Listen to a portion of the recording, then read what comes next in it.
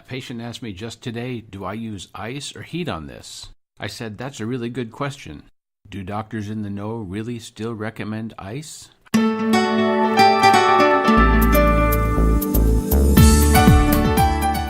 I'm Dr. Michael Allen. I'm a doctor of chiropractic and a doctor of naturopathic medicine. I've been in practice here in Orange County for 43 years, and I'm the author of 2 books, What Your Brain Might Say If It Could Speak, and Receptor-Based Solutions, Functional Neurology Every Doctor Should Know.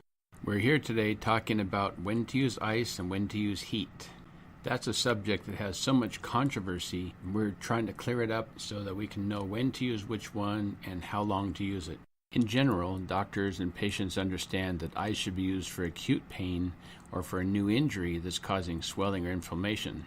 One of the problems is that people use ice over areas of muscle tension or spasm, but this can actually make the problem worse. On the other hand, heat should be used for chronic pain or for an injury that's older than a day. The acronym RICE, Rest, Ice, Compression, and Elevation, is a term that's used synonymous with treating athletic injuries.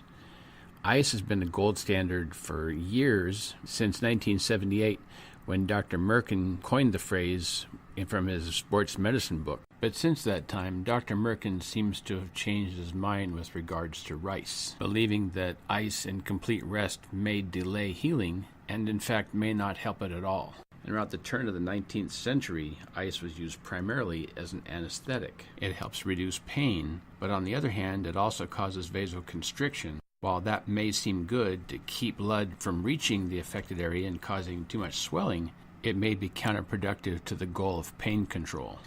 I come about it from a different perspective. I recognize that the fastest moving neuron signals are those that come from muscle, while those signals that are consciously recognized as pain are some of the slowest moving signals.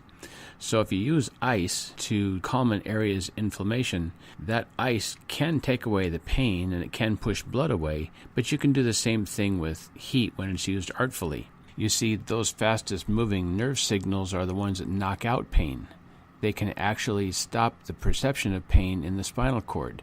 But for every degree that you lower the temperature of those fastest moving neurons, you also slow their signal, which in the brain creates a problem because it's that fast movement of the signal that knocks out the pain. And if the signal slows down, then there's a possibility that those nerve signals that let you perceive pain can get through to conscious levels, and you say, ouch, I hurt in my whatever it is.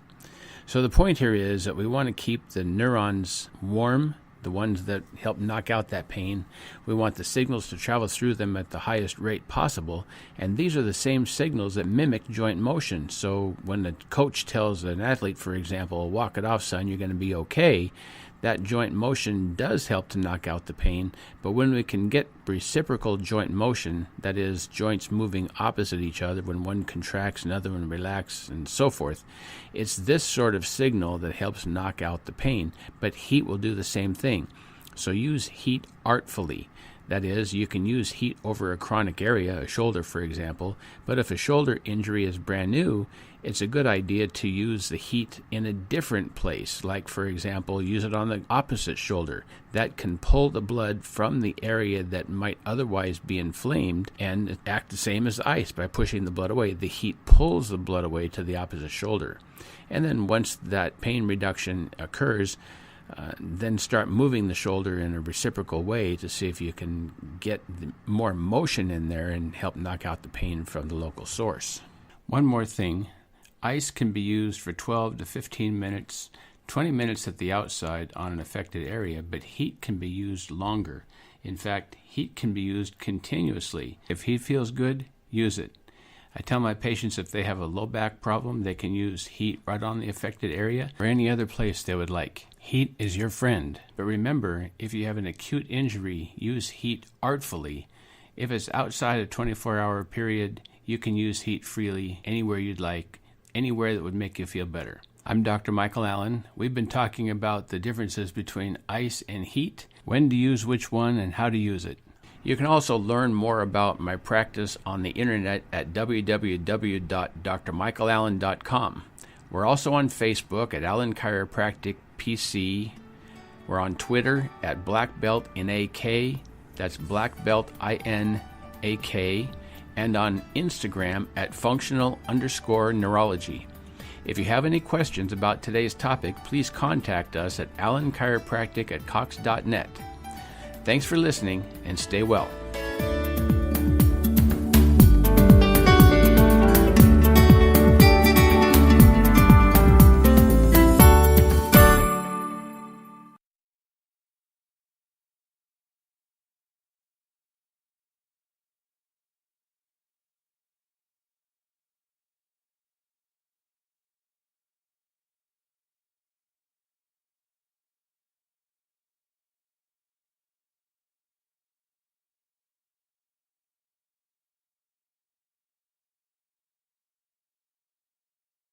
I hope this discussion was useful. Stay well.